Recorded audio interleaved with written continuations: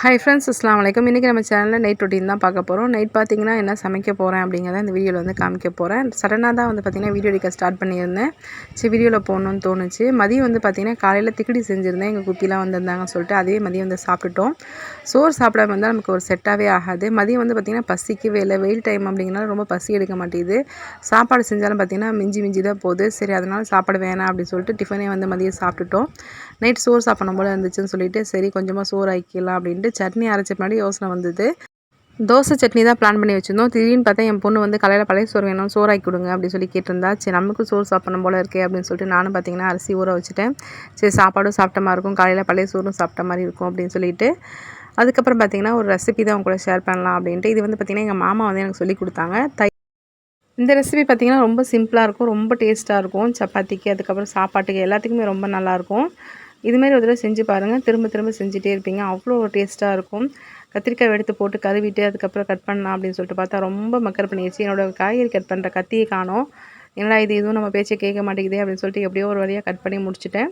கத்திரிக்காவை அந்த மேலே இருக்கிறது அந்த காம்பெல்லாம் நீக்கிட்டு அதுக்கப்புறம் வந்து நீட்டாக வந்து நம்ம கட் பண்ணி எடுத்துக்கலாம். அது குண்டு குண்டாகவே இருக்கட்டும். நடுவில் வந்து நீட்டாக கட் பண்ணி உள்ளே ஏதாவது சொத்தை இருக்கான்னு பார்த்துட்டு நம்ம தண்ணியில் போட்டு எடுத்துக்கலாம். அதுக்கப்புறம் நான் மண்பானையில் தான் செய்ய போகிறேன். மண்பானையில் பார்த்திங்கன்னா ஒரு ஸ்பூன் வந்து மிளகாய் தூள் சேர்த்துக்கிட்டேன். ஒரு 1/4 டீஸ்பூன் வந்து இஞ்சி பூண்டு பேஸ்ட்டு சேர்த்துக்கலாம். தேவையான அளவுக்கு உப்பு சேர்த்துட்டு மஞ்சத்தூள் பார்த்திங்கன்னா அதுவுமே தீர்ந்து போச்சு. என்னடா நம்ம என்ன ஒன்று சமைக்கலான்னு பார்த்தா எல்லாம் இப்படி பழி வாங்குதே அப்படின்னு சொல்லிட்டு அதையும் தண்ணி ஊற்றி ஊற வச்சுருந்தேன். அதுக்கப்புறம் பார்த்திங்கன்னா ஒரு 100 கிராம் அளவுக்கு தயிர் சேர்த்துக்கலாம். நான் வந்து பார்த்திங்கன்னா 1/4 கிலோ அளவுக்கு கத்திரிக்காய் எடுத்திருந்தேன். 1/2 ஸ்பூன் மஞ்சத்தூள் சேர்த்து இந்த மசாலாவை நல்லா மிக்ஸ் பண்ணிவிட்டு இது கூட நம்ம கட் பண்ணி வச்சுருக்க கத்திரிக்காய் அது கூட சேர்த்துடலாம். அது கூட பார்த்திங்கன்னா ஒரு 3 ஸ்பூன் எண்ணெய் ஊற்றி அடுப்பில் வச்சுட்டு நல்லா சுண்டை வச்சு வேக வச்சிட்டோம் அப்படின்னா எண்ணெய் கத்திரிக்காயோட டேஸ்ட் அப்படியே இருக்கும். சரியான டேஸ்ட்டாக இருக்கும். சுட சுட சாப்பாட்டில் போட்டு சாப்பிட்டிங்கன்னா. இப்போ மசாலா எல்லாமே நல்லா மிக்ஸ் பண்ணிவிட்டேன். இது தயிர் பார்த்திங்கன்னா புளிக்காமல் தான் சேர்க்கணும். புளிக்காத தயிர் தான் அதுக்கு டேஸ்ட்டாக இருக்கும். இது கூடவே நம்ம கட் பண்ணி வச்சுருக்க கத்திரிக்காயை அதுக்குள்ளே சேர்த்துடலாம். எல்லாத்தையும் ஒன்றா மிக்ஸ் பண்ணிவிட்டு எண்ணெய் ஊற்றி அடுப்பில் வச்சிடலாம். அப்படியே கொஞ்சம் ஃபுல்லாக வச்சுட்டு வெந்த பின்னாடி சிம்மில் வச்சிட்டோம் அப்படின்னா எண்ணெய் தனியாக பிரிஞ்சு வந்துடும்.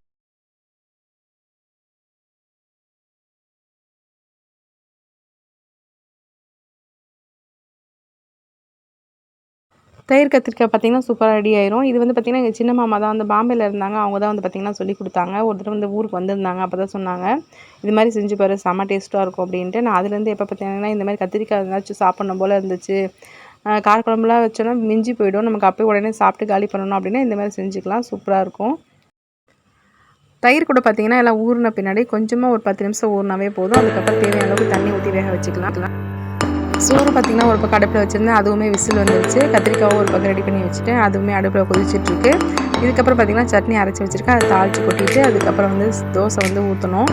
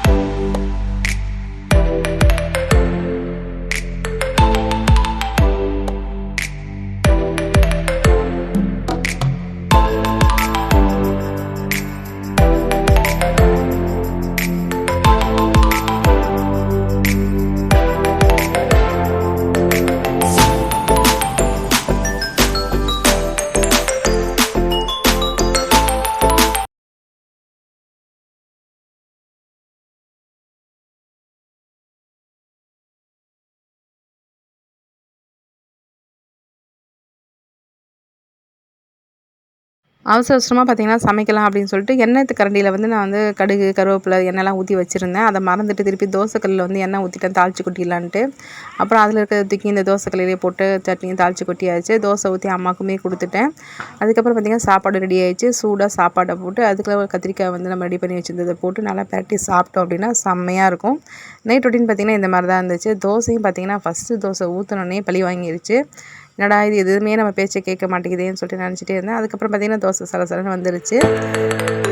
தோசை பார்த்திங்கன்னா ஒரு 4 தோசை தான் ஊற்றினேன். அதுக்கப்புறம் எல்லாத்துக்குமே வந்து இந்த கத்திரிக்காய் ரொம்ப பிடிச்சி போச்சு. அதுக்கு சாப்பாட்டில் வந்து போட்டு சூப்பராக சாப்பிட்டுட்டோம்.